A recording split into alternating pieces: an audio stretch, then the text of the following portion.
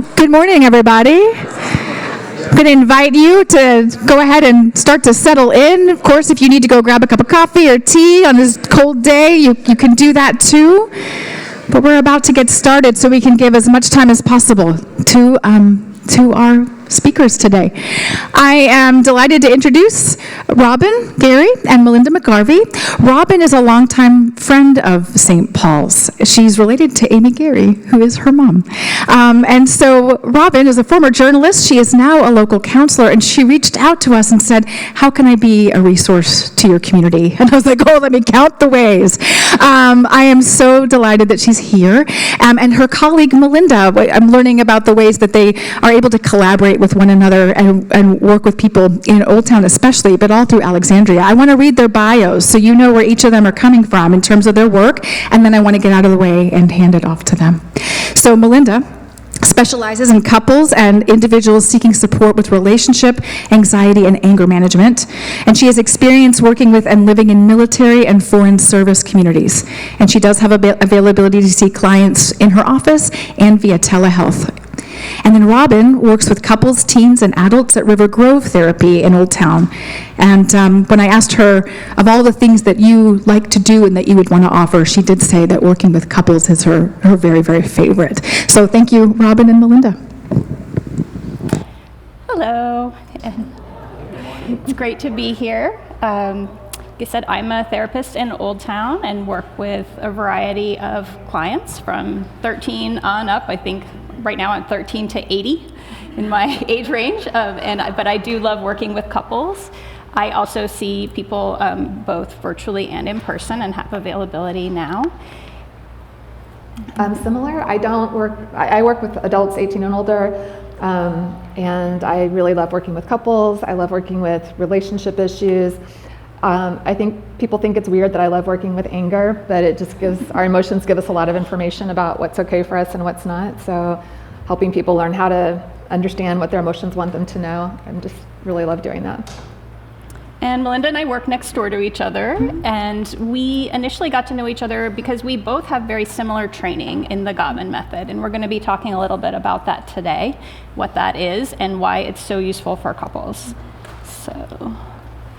So the Gottmans developed their method for couples therapy after decades of research. This is John Gottman and his wife, Julie Gottman. What they did was they had a condo in Seattle where it was wired with cameras and microphones, and they invited couples to come and spend a weekend, and then in the side room there's researchers coding every interaction these couples are having, right? And it's funny, they would very quickly forget that they were being recorded and act very naturally. And what they determined was fascinating. So they were able to, in time, predict the outcome of a discussion within the first 3 minutes based on the types of behaviors that would arise. And we're going to talk about some of those in a minute. And then eventually, they followed up with these couples over the years, and they were predicting with 94% accuracy whether those couples stayed together or not, based on the way they behaved in this one weekend, right?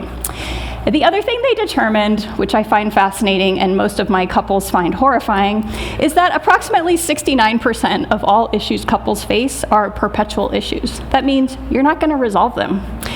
And what I find actually reassuring about that, and what I say to couples is, hey, great, that frees up your time to stop trying to talk the other person into your way of thinking, right?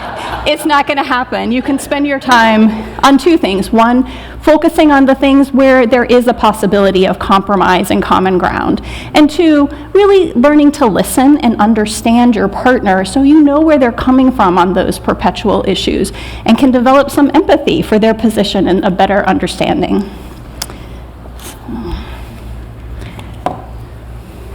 So I'm going to share a little bit about the Gottman's model of what they call the Sound Relationship House. The foundation of what the Sound Relationship House is building love maps. And that's kind of, when you're dating and everything's new and you ask questions and you listen to the answers and you remember them because it's all very interesting. And then over time, a lot of things maybe change. Maybe Thai food used to be my favorite, and then I went with some friends and tried Indian food, and now I really love that. But we don't always update those love maps. So that's one of them. Sharing fondness and admiration. So I know about my partner and I like them and I communicate that. The turning toward instead of turning away, we're going to get into that a little bit more. The Gottmans talk about what they call the magic ratio of 5 to 1. So for every for every one negative interaction, we need about 5 positive ones to keep that balance, so that we're not going into what they call negative sentiment override. And up here it's listed as the positive perspective. That's if my husband comes home from work and he's grumpy, if I'm in the positive perspective, I think, oh, maybe he had a bad day, or maybe he's hungry or traffic. If I'm in the negative sentiment override, I'm like, oh, what do I do now? What's going to happen? You know, kind of like we're assuming that everything's going to be negative. And that turning toward, it's, you know, it's not big things. It's like if I tell a joke, do you laugh at it? Do I get a chuckle? If I point something out that I think is pretty, do you look up from your phone and acknowledge it with me? And it's just little kind of micro connections. The positive perspective, and then also the managing conflict, I can tell no one comes to therapy when these are great. And so this is where there's a lot of tools. That's one of the things I love about Gottman, is that there are things that we can teach you today that you can try that can start shifting some of these things. So we'll get into that. The walls of the sound relationship house, the trust and commitment. A lot of times people think of trust as like, are you gonna be with somebody else? And with the Gottmans, it's they think about, are you there for me? If I reach out, if I need something, are you there for me? Can I count on you? And the commitment, you know, we're gonna be committed to each other, even though we don't agree on all these things, we're gonna figure it out. The higher parts, the making dreams come true and creating shared meaning, those are things that we can do better after we've got the foundation solid and the conflict management piece.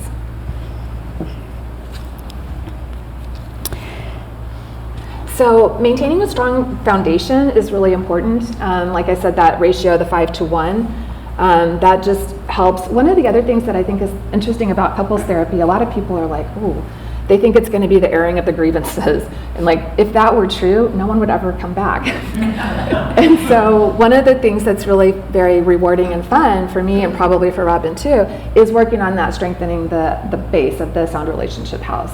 So that's a lot of what we're doing, is strengthening that as we're doing the conflict resolution stuff. And people are surprised to find that's actually fun stuff. Yeah. Those exercises are enjoyable. Yeah, something to look forward to. Another thing that people, to help prepare for things that are going to be maybe tense, think about what's most important to you in this and what are you most afraid of. And that way you've got some idea about where you really want to focus and kind of the areas that are more flexible. And think about the timing. Don't do this right before bed. Don't bring up a tense issue right before bed or in the morning when you're rushing. Know yourself. Know when you're at your best. Know when your partner's at their best. Try to be thoughtful about that. I see so many couples who will come in and they say, we just had the worst fight this week. And I'll say, what happened? Well, right before we were, and I'm like, okay, just right before you're going to bed, no.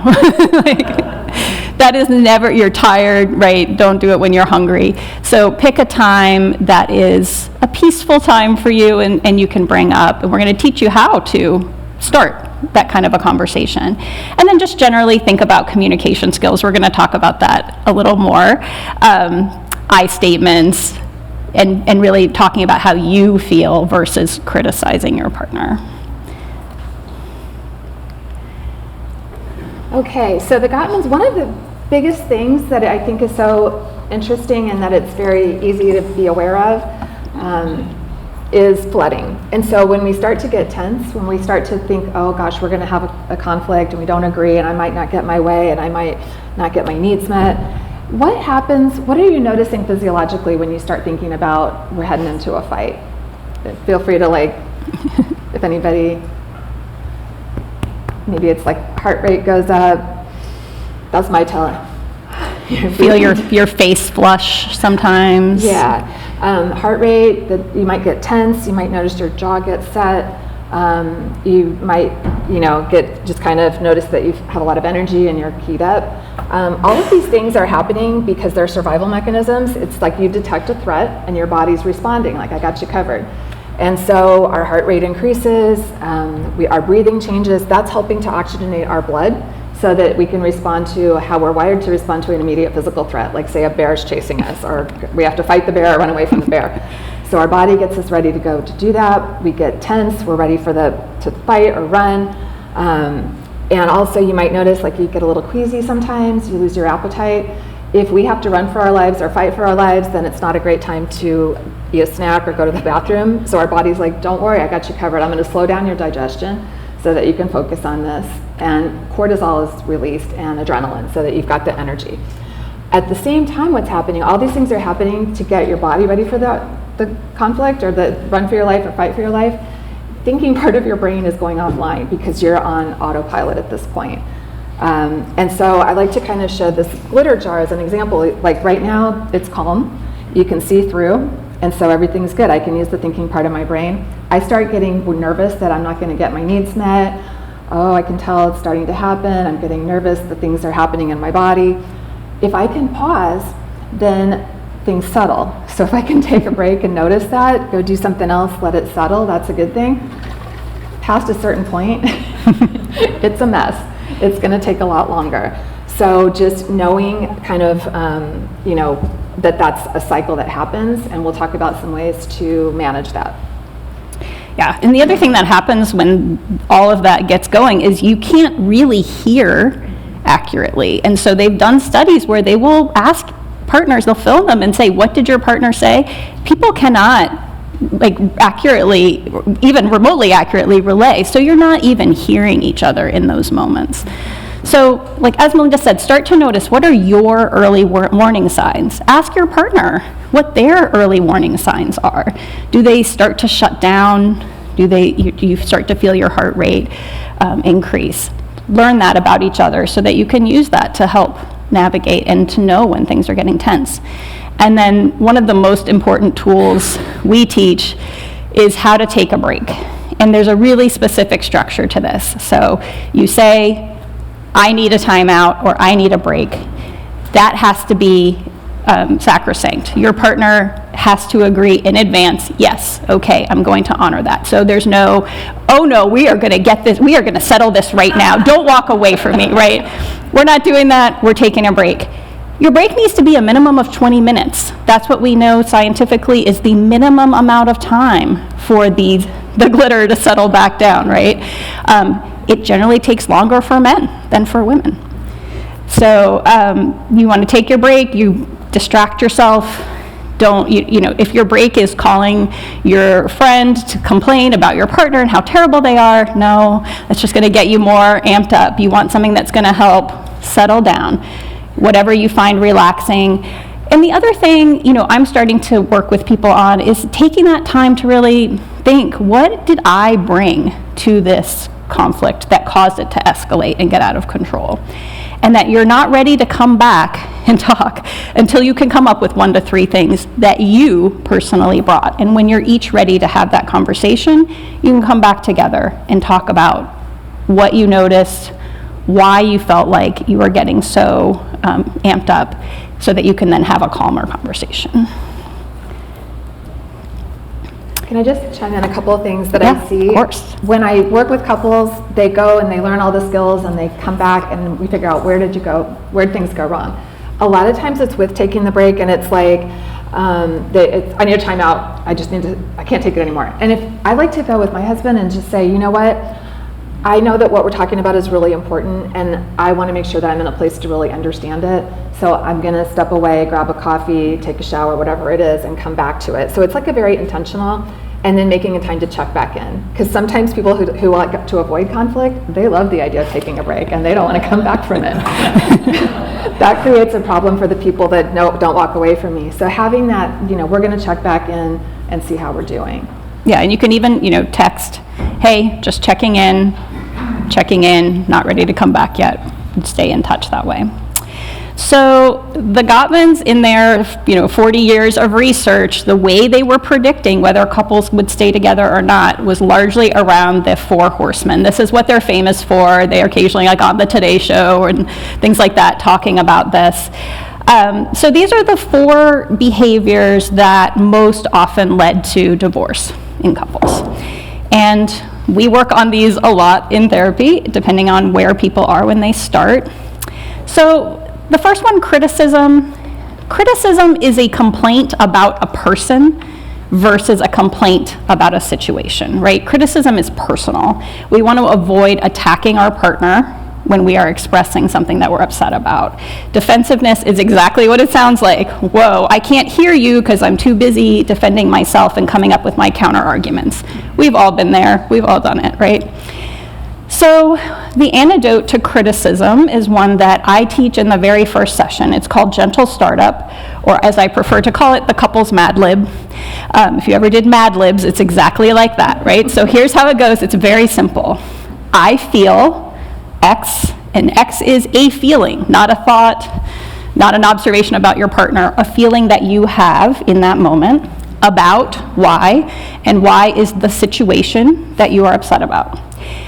The second part is I need Z, and that is state a positive need that you would like from your partner.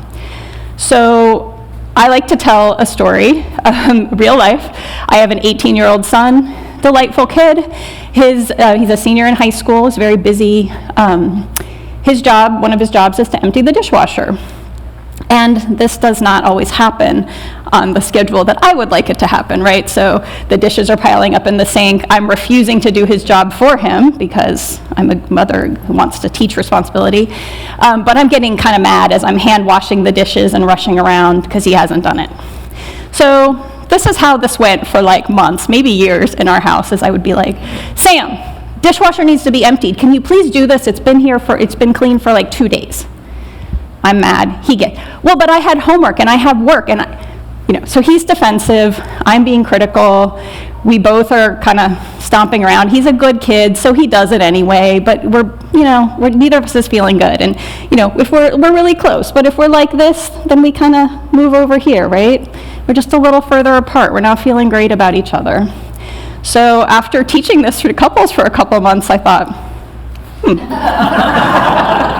I'm going to try this. And so I calmly next time it happened, I went downstairs and I said, Sam, I feel really frustrated when the dishwasher is clean and it doesn't get emptied because I end up having to hand wash the dishes. It's usually when I'm rushing out to get to work. It just causes me to feel stressed in the mornings.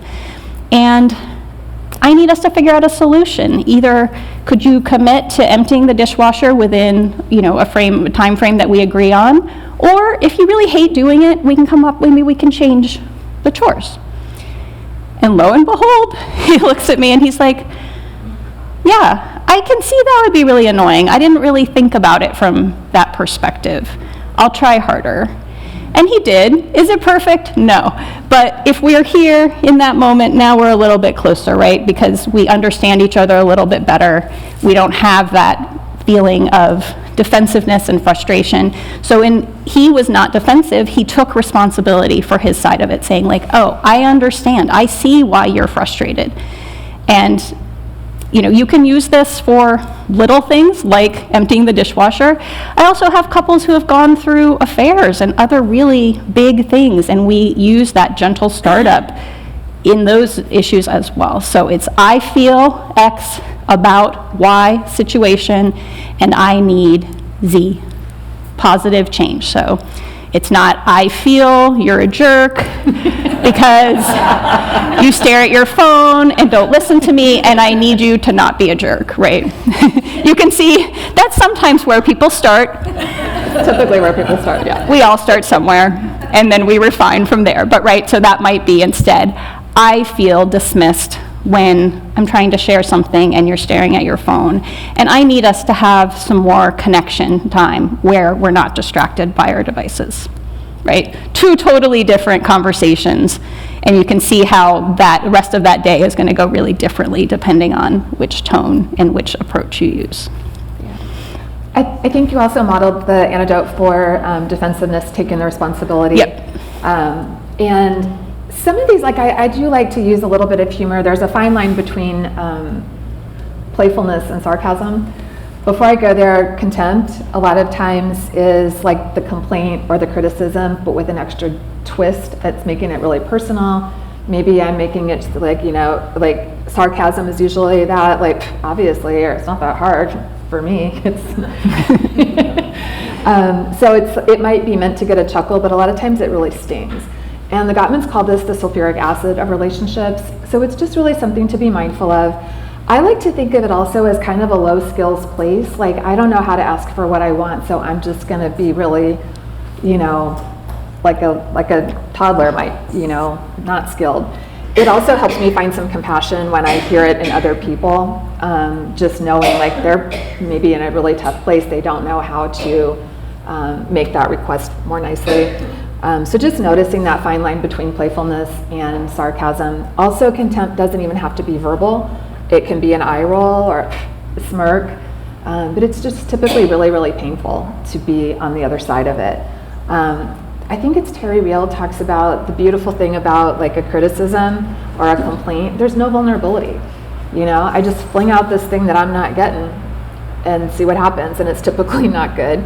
There's a lot more vulnerability in making a request, and talking about the feelings as opposed to, what we're not getting. So the antidote for the contempt is very similar to the antidote for criticism. It's just when the situation happens, it's very upsetting to me. I feel all of these things, and what I would really prefer, or I would really appreciate it if you could do this instead. So it's just being very gentle with what we need. The antidote for stonewalling is soothing yourself, taking that break. The sooner that you can do it, like kind of like this, if I start to notice it, okay, I'm gonna take a break. Like for me, I notice my first warning sign is, I'm like, okay, there's that thing. So I wanna take a break. I like to work with my couples and use scaling. So on a scale of 1 is I am so relaxed, I could just curl up right here and take a nap. There's not usually a lot to talk about at that point because we're totally relaxed. 10 might be I am gonna throw a temper tantrum, I'm gonna storm out of here. It also can be like shutting down, like I'm just gonna look at my phone and tune you out because I'm done. It might be also like, okay, I'll say whatever I want to make this stop. So it's kind of that fight, flight, freeze, or fawn. And noticing that earlier I can catch it, then the less time I might need to take a break.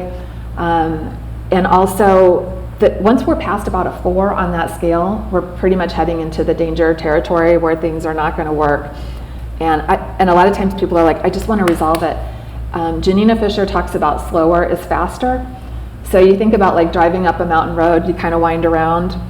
It seems like, yeah, it'd be easier and shorter to go straight up, but there's a lot of risk there. And if we fall, we're going to cause a lot more problems than if we just took the winding path and invested the time to make the interaction go more positively.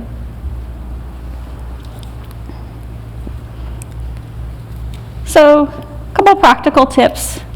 I statements, not you statements, or we statements. So that's back to I feel, this is what's going on for me. I hate you is not an I statement. I think you're a jerk is not an I statement. Because why? Those are about your partner. It's not I feel anxious, I feel afraid, I feel sad, right? Obviously, you statements feels very aggressive, and even we statements can be kind of a veiled you statement. So Melinda uses the, we really need to save more. Does that really feel like, that feels like, well, I need you to change, right? Versus I'm feeling anxious that we may not have a large enough emergency fund to cover us. Can we talk about what to do about that? Or, we need to lose weight. That's another good one. Right, yeah. Doesn't go over well. Well, I don't know about you, but I'm fine, right?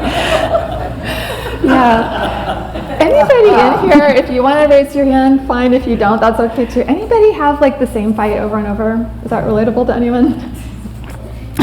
Seeing some nods. If it's okay to just share a short story about the same fight that my husband and I had with almost like a script, and it kind of illustrates some of these points. It would be on a road trip. We both like to go on road trips, and we're going somewhere fun, and we get into a fight about 3 hours in. I was brought up feeling the world was a safer place if I was not needy, if I was agreeable, and if I just go with the flow. My husband he did 32 years in the Navy. He was a pilot. He is very direct. And we would be on the road, and I'd start getting hungry about 2.5 hours in. It feels like conflicty for me to make it about me and ask to stop. And so I'd be hungry, wishing that I wasn't hungry, because that's so inconvenient. And then it feels safer if it's both of our idea to stop, right? I don't know why, but and so I'd get up my nerve. What am I going to do? I'm hungry. And so it would go like this. They're like, so, you getting hungry? And he's driving, so it's fine. You getting hungry? And he'd be like, nope.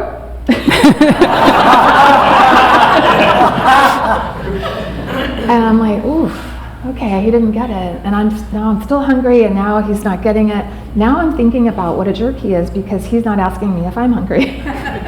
So I'm kind of making up this story in my head about how insensitive he is, because obviously I'm hungry or I wouldn't have asked him. And I'm telling myself what a jerk he is, and he's just driving and smiling. He changes the radio station, and I'm just steaming over here. And then we'd get in a fight. I would kind of make another hint, like, you're not hungry at all? Because we had a very light breakfast, and it was 4 hours ago. And he'd be like, nope. And so we would get into a fight. I would keep hinting, and he would not get it. He thinks differently than I do. He's a pilot. He shows his love. Before we went on the trip, he got the car washed. He checked the oil. He filled up the gas. And that's how he does what he does to keep us safe. It's thoughtful. It's very sweet. So anyway, then we get in a fight. And one day, I don't know how I got the courage. I said, you getting hungry? And he said, nope. And I said, actually, I am. And I see at the next stop there's several, places. I'd prefer to go here, or we could go there. What do you think? And he's like, sure. And so if we're hinting as hard as we can and frustrated that the person's not getting it, just be direct and use the gentle startup. I'm feeling hungry and I'd like to stop. Is that okay? And just don't hint. Be specific if there's something that would I hear a lot of times, well, I just want to feel like more of a priority is the goal for couples therapy. And it's like the husband is like, I checked the tires and filled up, you're a priority. And showing what does that mean? When I come home from work, I'd like you to come over and give me a kiss and ask how my day was and listen to the answer. Be specific in what it is that would help you feel whatever way you're complaining that you're not getting. Yeah. Actually, I just was reminded of a story of a couple that I was working with a while back with the direct requests where he just wasn't getting it. She had left on his nightstand a book about how to have better sex. And she waited for him to read the book, to say something, and the book was there for months. And then eventually the book disappears. So they bring this up in session, and I looked at him and I said, well, what did you think when you saw the book there? And he said, I was like, it's hard to disregard a book with the title, How to Have Better Sex, right? And he looks at me and he says, well, I just thought the cleaners moved it to my side of the nightstand. It's not my book. And she's sitting there looking at him, and I look at her and I said, he's not going to get the hints. You got to just tell him what you want to talk about. And it was kind of a breakthrough for them with that funny story that they could both laugh about and say, yeah, we just think differently. It's not right or wrong, but you've got to just ask for what you want, because you can't assume that someone else is going to pick it up. And then, using neutral language, I think this is kind of a little bit of an advanced skill, but it's really helpful if you can start to notice when you are having that, those early warning signs to express oh gosh, I notice I'm having a reaction to that, or that's bringing something up for me, versus that makes me so mad, right? And we're talking about couples communication here, but as you can see, these tips can be used in any kind of relationship. I shared how I used it with my son. I used this actually recently with a colleague who sprung some news on me that I was not happy to hear, and instead of reacting in the moment, I just took a beat and I said, gosh, that's really hard for me to hear. It's bringing up some things for me. Can we talk about it? And it was a very different, interaction than it might have been if I had allowed myself to become really anxious and react from anxiety versus curiosity. And I think that's another good tip is People come into us and they are terrified of conflict. They are terrified. Maybe they grew up in a home where it wasn't safe, either physically or emotionally, to express conflict. They maybe grew up in a home where they were told, I don't want to hear negative things. I want a positive attitude in my home. I have a client who heard that growing up and so feels like they can never express negativity or any difficulty. But getting curious, I mean, conflict is just an opportunity to learn more about your partner, to understand how they think, what are their triggers, what happened to them in their life that is causing them to respond in the way that they are, because it's always old stuff mostly coming up, right? And you can learn so much about each other. You know, I work with couples, some of them have been married for 40, 50 years, and they're still now in therapy learning some new things about each other and how they think. So conflict doesn't have to be scary. If you can get curious, ask questions rather than reacting, share how you're feeling, invite your partner to share how they're feeling, it can be a really positive way to build your relationship. A couple resources you can check out. I know Melinda and I both love the Gottman card decks. It's a free app, so just search Gottman card decks. It's a free app that has lots of questions that you can ask each other. Some are really light, like the date night questions. They also have like more intimate ones, the spicy questions. So depending on where you are in your day, you can ask each other different questions just to get to know each other better, to learn some things that, like a couple that I see that have been together for 50 years, they were like, well, we have been together since high school. There's nothing we're going to learn about each other. And so I just said, what was your favorite toy growing up? And they answered, and I was like, did you know that about each other? Okay, you didn't. So there's still things you can learn, and they are finding that. So this card deck app is really great, and it's fun, and it's free. So check it out, and you can find lots of ways to use it. Sometimes it can be fun too, like to try to guess your partner's answer. So, you pick the card and then think, oh, I think it might be this, and then have them say, oh, that's interesting that you thought that. Like one of the questions is, who's your closest friend? And it's like, oh, so-and-so is your best man. Yeah, actually, we haven't talked as much recently, and now I'm finding so updating those love maps just helps you kind of stay fresh on what's more current. And sometimes we think we know each other so well that we just kind of don't think to do that. So it's just kind of one of those more fun building the foundation pieces. A couple of videos, to learn more about the Gottman method, the Four Horsemen in particular. Yeah, if you Google or go on YouTube and look for Gottman stuff, you'll see a lot of free resources.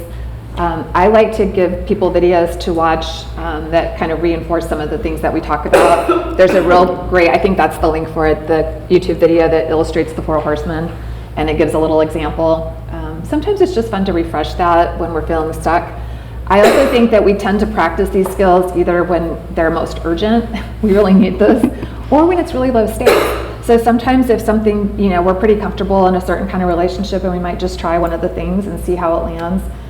So I just encourage people to think about, where are my opportunities to practice this stuff, because it's more than just with our spouse, especially if we're in a painful place, it can feel really scary to try something new. So just trying it in a different environment can be helpful. And we have just our contact information. We both also have cards over there. Those little QR codes will take you to our Psychology Today profiles, so you can learn a little bit more about us and the work that we do. But I think we have time for questions. Yeah, we've got time for some Q&A. And remember, these parts are not recorded when we do the Q&A.